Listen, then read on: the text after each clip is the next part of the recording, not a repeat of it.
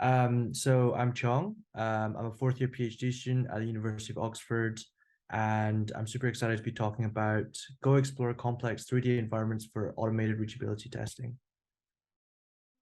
So this work was completed as part of an internship at MSR Cambridge. And I'd like to say a big thank you first to my hosts, Johan and Raluca, and also to the wider team in Cambridge. So to summarize, our work concerns automated game testing, in particular automated reachability testing. So being able to verify that in the game, anywhere, any places that we think should be reachable are indeed reachable, and that we can't go anywhere that we don't want to allow. And the TLDR of this paper is that we show that the algorithm Go Explore can be adapted to be an efficient, scalable, and simple to implement algorithm for automated reachability testing of complex 3D video games. And we can go even further. We don't need any human demonstrations or knowledge of the game dynamics to do this. We propose a criteria to classify points that we discover with our exploration algorithm into expected and unexpected by comparison to the game nav mesh. And parts of the game nav mesh that we expect to be reachable, but we don't reach, can also be flagged. And finally, our approach is highly parallelizable, and we show that it can exhaustively search vast game maps with a size 1.5 kilometers squared within 10 hours in a single machine. So this makes this algorithm super applicable for game testing suites, continuous testing, and then we expect it to be able to be to save a lot of QA testing time during game dev. So to motivate, I guess, why we care about automated game testing, modern AAA video games typically feature huge game worlds and levels that are increasingly hard for QA testers to exhaustively cover. And we see a sort of example of a bug on the right. So a lot of these bugs end up being reachability issues. So stuff like falling through the floor or getting stuck in walls. And then games often ship with bugs that are only fixed months post release. And then during game development, these game levels are often subject to a lot of change and have to be continuously retested throughout development. All of these kind of stack up together to make this kind of an impossible problem to do manually with QA testers. So what we would want would be some form of automated reachability analysis, which could free up huge amounts of QA time and root out some of these at the source. So there's been quite a few prime methods in the literature for automated reachability testing, including, say, curiosity-based exploration, so assigning visitation bonuses to an agent for discovering new things. You could replay human demonstrations if there's some sort of complex navigation task and you only trust a human to be able to figure out the steps to get there. You could use model-based exploration, so train some kind of model of the game environment and then look for places where the model is inaccurate, or a graph-based search, or sending the agent to all points in the nav mesh, a kind of more traditional pathfinding route. So I guess all of these methods have a few drawbacks. For example, the curiosity-based approaches and the model-based approaches require a bit of machine learning, so require specialized hardware. The graph/visitation bonus methods don't scale too well to large environments. And if you're replaying human demonstrations, then if you make significant changes to the game world, then that kind of replay is liable to break. So in contrast, the method that we propose doesn't require any human demonstrations, no learning, and even outperforms, in our settings, curiosity-based random network distillation. So for some background, the algorithm that we propose to adapt is Go Explore. So this is quite a popular algorithm in the reinforcement learning literature. And what it does is it caches discovered positions during exploration and then periodically selects promising positions from this cache and then chooses them and then executes a few random steps of exploration from them. And so this algorithm is state of the art for hard exploration problems like Montezuma's Revenge in Atari. And the key kind of choices in this algorithm are how you're going to cache new positions when you determine that a new position is unique, and what heuristic you use for resetting. So for example, on the right, we can see that for Atari games, to explore them, what the authors choose to do is downsample the game first into grayscale and then into a lower fidelity representation. And then whenever you discover a kind of new block representation, you cache that position, and then you store that for future resets. And then the kind of heuristic that you use to further explore is that you look at these kind of blocks and you figure out which ones you've encountered quite a lot and might be uninteresting to continue exploring from, and which might have interesting unexplored regions leading off of them. So we choose to adapt Go Explore in a manner such that it can be applied to generic video games. So crucially, we need the ability to be able to save and restore game states as in the original algorithm, which we do have for our games. And to make this sort of general for any 3D video game, we cache game positions in the form of X, Y, Z positions at a specific granularity. So for example, if a discovered position is 1 meter further than any position we've cached before, then we'll save as something new.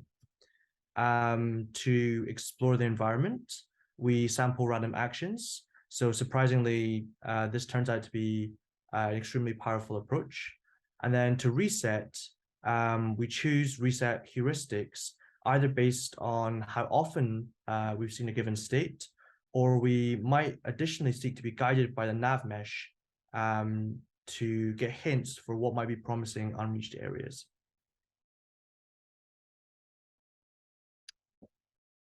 So to dig a little deeper in what kind of reset heuristics we're going to use for our algorithm, so we consider two types of reset heuristics in our paper. So one based on visitation count. So simply looking at all the positions and how many times each of them has been encountered, and then resetting to them with probability proportional to 1 over the visitation count. Alternatively, we can be motivated by the nav mesh.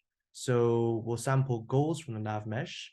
So on the right, these look like these gray dots, and we'll reset to previously discovered positions with probability 1 over distance to the nearest point on the nav mesh. So the visitation-based heuristic is super good for really drilling down on parts of the game world you haven't explored enough, whereas the nav mesh-based reset heuristic kind of allows you to be guided by possible parts of the world that should be promising but you haven't encountered yet. And then mixing these two can also give you the best of both worlds. So you're incorporating some kind of prior knowledge that can be quite flexibly and obtained at scale. So sampling from the nav mesh is pretty unlaborious, and also balancing visiting infrequently visited spots. So I guess under the hood, in order to be able to scale this approach to the kind of game worlds we see in modern AAA video games, we need to be able to do two things quickly. So we need to be able to check whether a point is unique, i.e. further than any other point. And also we need to be able to check how close discovered points are to unreached nav mesh goals. So it turns out that our star trees are a perfect choice for this. They support log n nearest neighbor search, which allows you to do both of these things, since both of them can be framed in terms of computing distances from points to sets. And then under the hood, we're representing all of our discovered game positions using this R star tree, which sort of accumulates clusters of points into bounding boxes.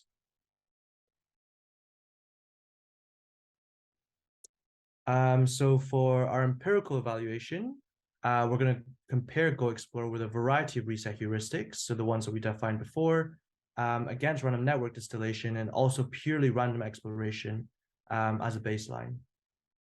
And then we evaluate our algorithm on a few proprietary Unreal Engine 5 game levels. So these are sort of a range of difficulties to be able to test the algorithm in specific scenarios. So for example, we start off with a small map. So this is something where it's very small, sort of 100 meters by 100 meters, and then there's only a few simple obstacles, and then we put two intentionally placed bugs. So one where you can sort of run off the south wall, and one where you can enter a block that you shouldn't be able to. We consider this large map in the middle, which is a vast cityscape, to be able to test the scalability of the algorithm. And then at 1.5 kilometers squared, this is kind of amongst the largest maps considered by modern automated approaches. And then finally, we've also got a traversal map, which has quite a lot of challenging geometry. So think slack wires, stuff that requires quite challenging exploration to be able to navigate successfully.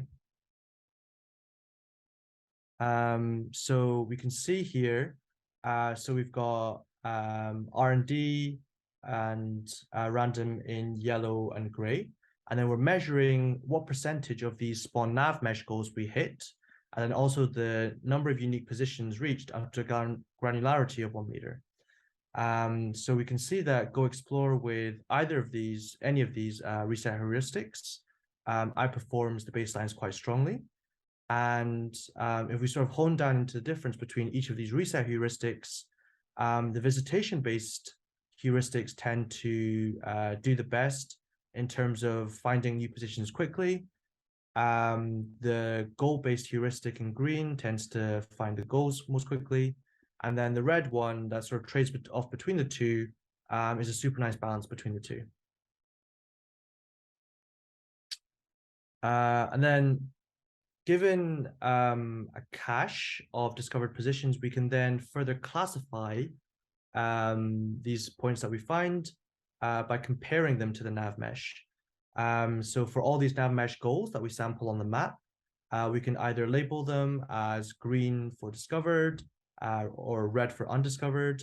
So we can tick off the ones that we expect to find, and then say the nav mesh spawns in unreachable positions, we can also identify these kind of issues. And then any further point we find, we can classify as either close to the nav mesh or further away. So for example, given these pictures, these purple points are kind of close to the nav mesh and aren't too surprising. Whereas for the small map, for example, all these points on the boundary represent parts of the wall that you shouldn't be able to climb onto, but you can. And then, for example, on the large map in the middle, you can see actually there's quite a large part of the map on the bottom where a player could jump off the edge and undefined behavior could pop up. So we can see that already on these very large 1.5 kilometer squared maps, we can already find a ton of reachability issues. We can sort of further render these discovered points in game. So this kind of visualization is super useful for level developers in being able to see where the sort of pain points in the map are. And then the kind of awesome thing about this algorithm is that it's also highly parallelizable. So because the exploration we use is random and that's very computationally cheap, we can stack many instances of the game on the same machine and then also have a central coordinator farm out positions to workers. So furthermore, we can also add an additional hack where we stack multiple agents in each game instance, which sort of pass through each other and can't see each other in order to sort of further parallelize the algorithm. So on a single FA Azure virtual machine, we were able to stack 4 of these game instances, each containing 16 characters. And this allowed us to explore the large 1.5 kilometer squared map in under 10 hours, even under 5 hours, I believe, with a bit more stacking. So we conducted also a few ablations on the hyperparameters of this algorithm. So here we're considering ablations where we change the threshold for recording a new position, so raising it from say 1 meter to 5 meter, and then also resetting the weight, changing the weight on the reset weights. So say, for example, the visitation reset heuristic, where we reset with probability proportional to 1 over the visitation count. We can also square that or square root that. And then we find that the algorithm is actually super robust to all of these high parameter changes. There's a sort of slight benefit to exploring with a higher level of granularity. So the best results we see here are with a granularity of 5 meters, but the difference is not too great. And then we think that sort of caching at 1 meter could also help with harder exploration environments. And then also kind of delving a little bit deeper into the question of random network distillation versus purely random exploration, we perform ablations on 3 different types of sampling strategies when paired with random or R&D exploration. So R&D here is in dashed lines, whereas random exploration is in solid lines. And then we can see on the left diagram that actually R&D has a bit of an edge at the start, but the random exploration agent actually overtakes it in the limit of full time steps. So we can see here that the type of exploration that the agent uses is a far less important choice than just the reset heuristic, which is good news for us, I guess, because using random exploration over R&D means you don't have to do machine learning. Things are super cheap. Things are super simple.